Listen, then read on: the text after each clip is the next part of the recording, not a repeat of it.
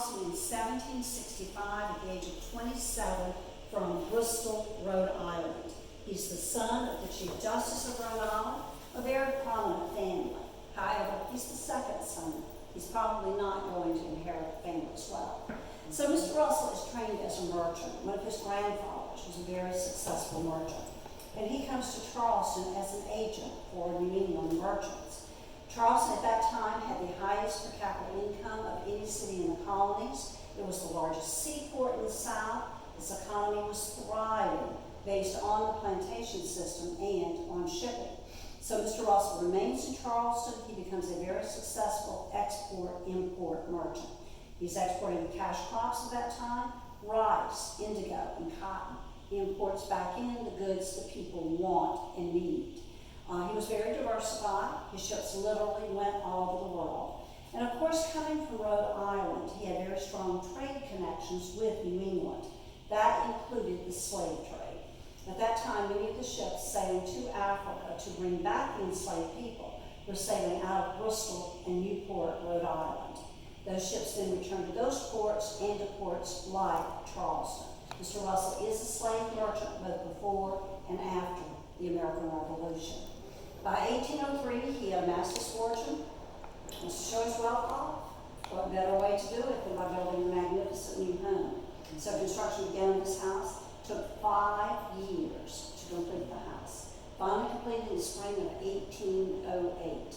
And that's when Nathaniel, his wife, their teenage daughters Alicia and Sarah, and approximately 18 enslaved people moved in to this beautiful federal-style townhouse. And this house is patterned after Robert Adams style architecture.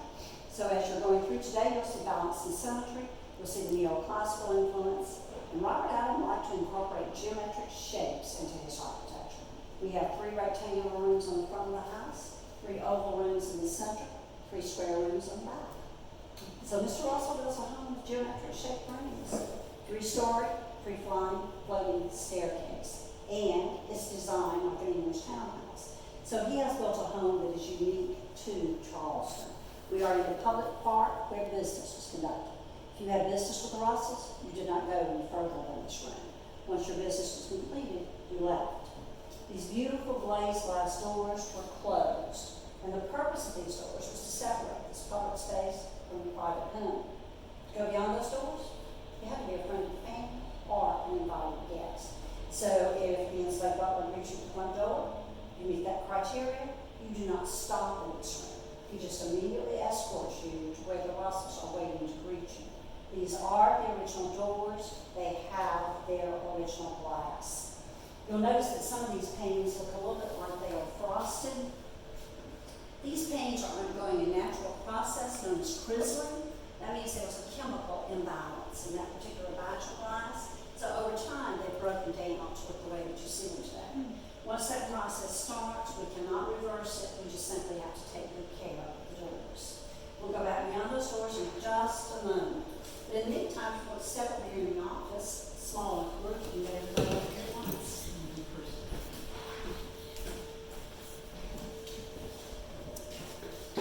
This Windsor chair in here is a very special chair. It is the only piece of furniture in the house that we know Sarah and Nathaniel Russell actually owned. And that Philadelphia-made Windsor chair was analyzed to see what these reproductions out here should look like. We do know based on inventories, the Russells had a set of chairs like this in this front room. They were used for seating here, but if the family wanted to sit in the garden, they could be carried outside for that purpose as well.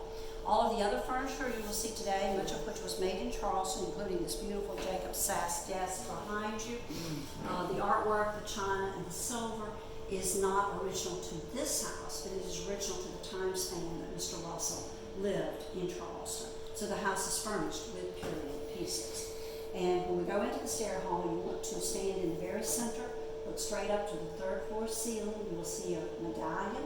Focus on that medallion. That gives you the best view of the staircase. The window has been cut out underneath the staircase. You can see the construction. No nails. The staircase is built with wooden pegs.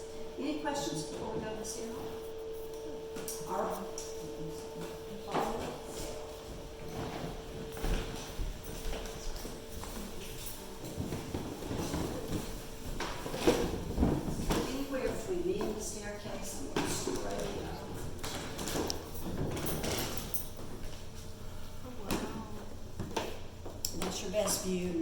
represent my dad. Wow. And then the cutout showing construction is to your left underneath the staircase.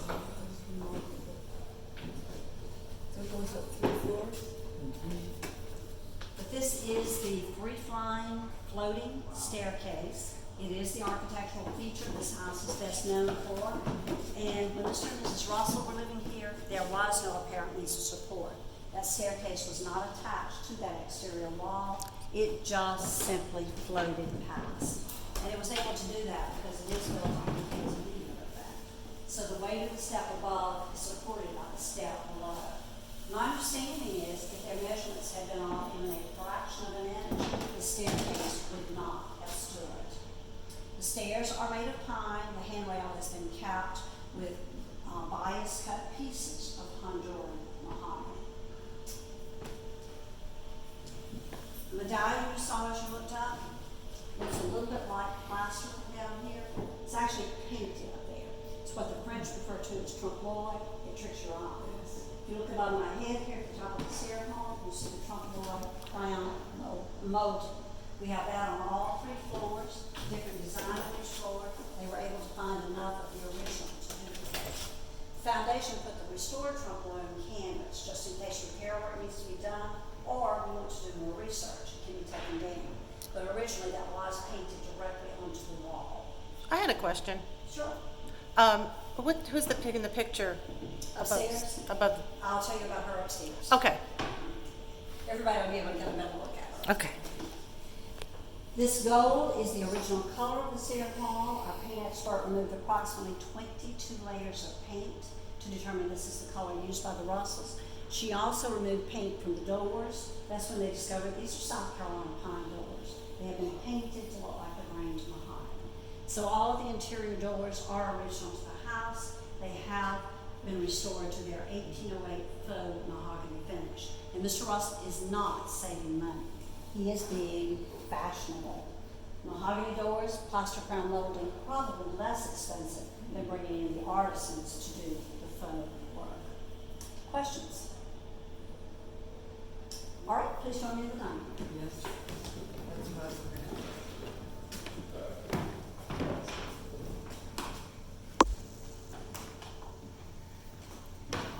This dining room. The main meal served in the dining room was dinner. Dinner was a 3-course meal. It was served between 2 and 3 o'clock in the afternoon. The Russells had invited guests. That meal might last 3 or 4 hours. And the entire meal was orchestrated by the butler, the most highly valued, the most trusted of the enslaved. He had years of training to reach his polished and cultivated position. The butler had the help of Learned Cookman to serve the Russells and their guests during the meal. Early 1800s, family portraits were displayed in their dining rooms. And behind you here is a portrait of Nathaniel Russel. That was painted by Edward Savage. Mr. Russell was 49 at the time. That was a year before he married. He didn't marry until he was 50. He did not move into this house until he was 70, and he lived here until his death at the age of 82. His wife, Sarah Hopton, she was 36 when they married, and she was a very wealthy woman.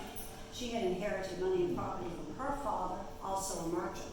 So before they married, Sarah asked Nathaniel to sign a marriage contract. He agreed. She continued to control the money and the property that she brought into the marriage. Over the sideboard is a portrait of the older daughter, Alicia, when she was 5 or 6. She was 19 when they moved into this house. She married a year later at the age of 20. She married extremely well, though. She married Arthur Middleton, namesake and nephew of Arthur Middleton of Middleton Plantation. Her younger sister, Sarah, 4 years later, married this gentleman, the Right Reverend Theodore DeHoon.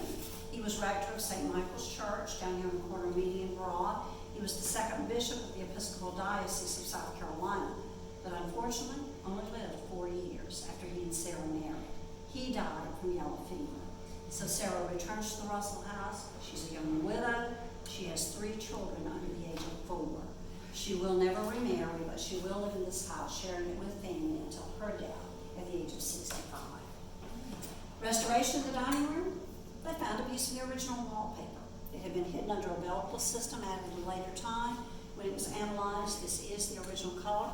It is wallpaper, so if you look very closely, you can see seams. The gentleman explained when he cleaned it up that in those days, wallpaper came in squares. Those were glued together in strips, placed on the wall. Most of the time it was painted after it was on the upstairs, except for the dining room, the shutters actually fold into the wall. They had a threefold function: privacy, the wrought iron bar would come up and lock them for security. The most important function was to protect furnishings from the sunlight. So the enslaved were taught when to open and close the shutters based on the position of the sun. This room is a plain, simple room. It was used only by the family. The Russells spent a great deal of time in this room, but they did not entertain their guests here. We believe Mrs. Russell had a desk similar to a Charleston made one that you see here, where she would have kept her books, written out menus and correspondence. She ran the household from this room. Breakfast might have been served in here about 8 or 9 o'clock in the morning if they didn't take it in their bedchamber. Supper, about 8 or 9 at night, was served in here. Supper was a simple meal. It consisted of leftovers from that larger meal earlier in the day. But both of those meals were probably served on blue Canton Chinese export porcelain, like you see on the table. That was their everyday dinnerware. And Mr. Russell was engaged in the Chinese export porcelain trade. He had one ship that was named Russell, made a round-trip voyage from Charleston to China. It took that ship 2 years to complete that voyage. But when it returned to Charleston, it had thousands of pieces of this china on board. They have found ads where Mr. Russell offered it for sale. We have found shards of that in archaeological digs here on the property. The foundation had to restore the square configuration to this room by putting in a false wall. When the Russells lived here, the house ended there with windows. Those windows looked out on livestock pens, vegetable garden, even a small fruit orchard. That is another reason they did not want their guests in this room. They didn't want them exposed to that work service area. You entered the ticket office on the other side today. Any questions before we go upstairs? Excuse me. I'm going to ask you in just a moment on the back from the butler's pantry. This time we will go upstairs, built in the 1950s by the Historic Charleston Foundation. But the Russells had back stairs. They had narrow, tightly wound stairs that went from the first floor of the butler's pantry to the alley. The enslaved used the back staircase, not the grand staircase, as they went back with daily chairs. So please follow me up to the second floor. You all want to move in and go straight to the front of the house. You want to go straight to the front of the house.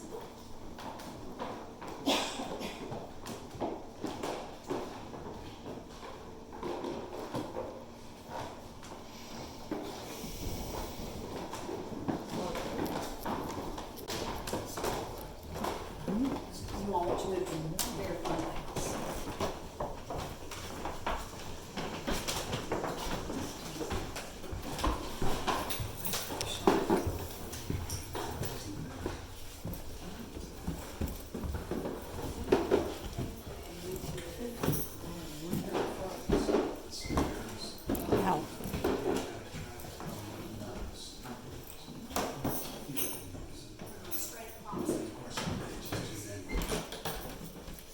Straight across the step. Straight across.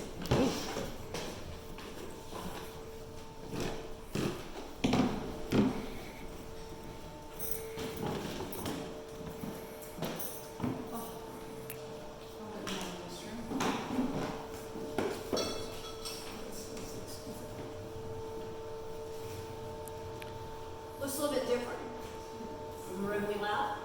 A little bit more ornate, while the Russells entertained their guests on the second floor. It was following British tradition, but it was also practical. It got them away from the dirt, the smell, the noise of the street below. Here in Charleston, you have better sea rooms on the second floor, so it would have been somewhat cooler. This is the withdrawing room, a multifunctional room, and the Russells used it for what they would have considered their less formal, entertaining, or intimate family-friend occasions.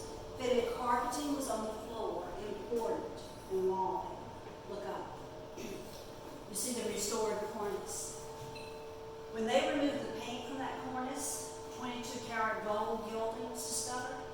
They were a little bit surprised. Thought maybe it had been added after the Russells lived here, until they found a letter of the oldest grandson, Nathaniel Russel And in that letter, he talked about coming back to visit in the house after it was sold and refurbishing the old building he remembered as a child. So that did place it in the Russell time frame. The tea ceremony in Charleston, as in England, very important social occasion. Mrs. Russell entertained her guests with formal tea in this room. And they might have sat at a table similar to the one you see here. One of the enslaved would run an urn filled with hot water from the kitchen house. Tea was prepared, and Mrs. Russell's guests served. A group of ladies who probably had tea in this room often was the Ladies' Benevolent Society.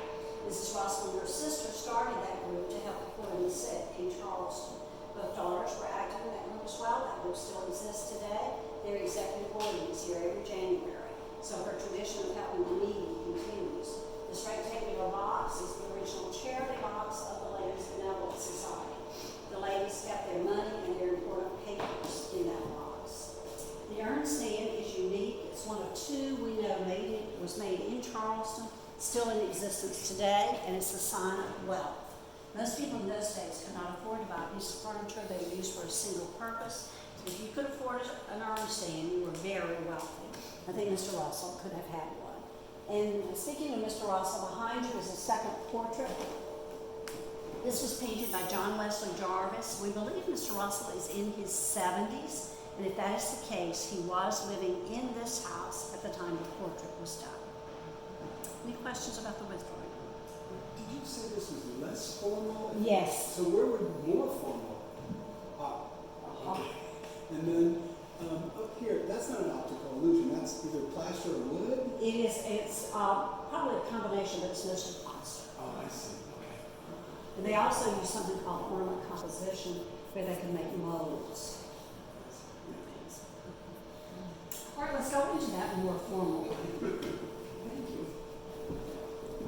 That was a good segue. It was a good segue.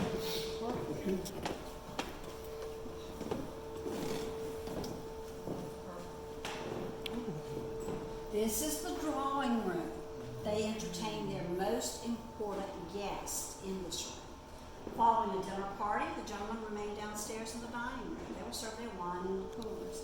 Ladies ascended that beautiful grand staircase to the drawing room. The butler or one of the footmen served them tea or coffee. They socialized and waited for their companions to rejoin them.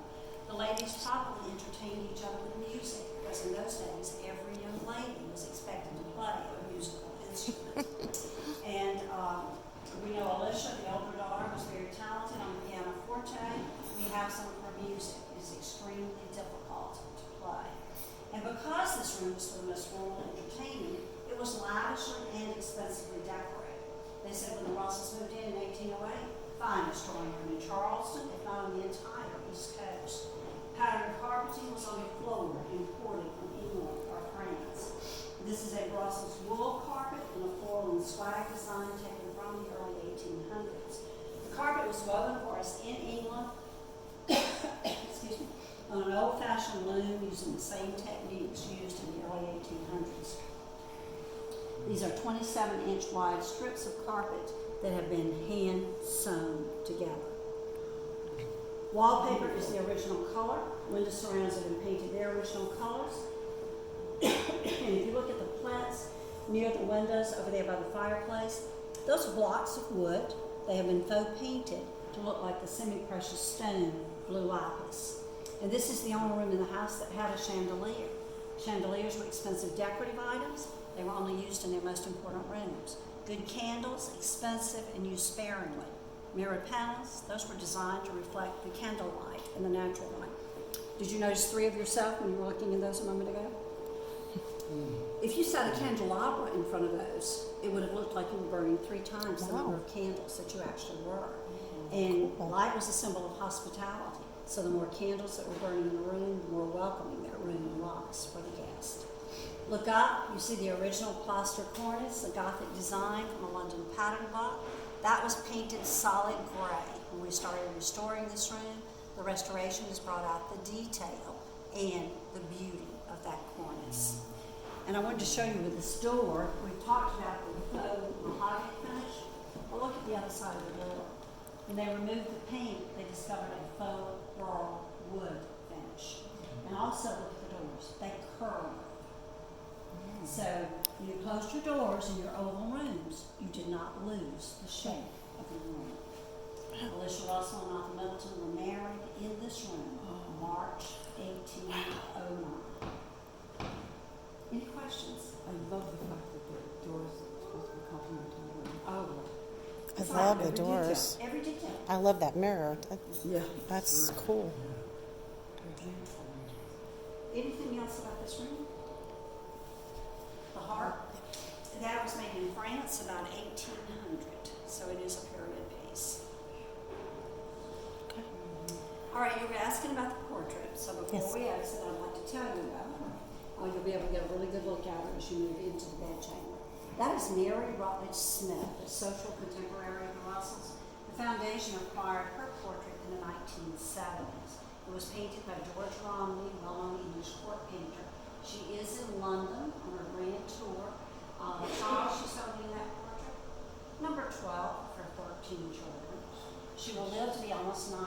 She survives all but one of those 13 children.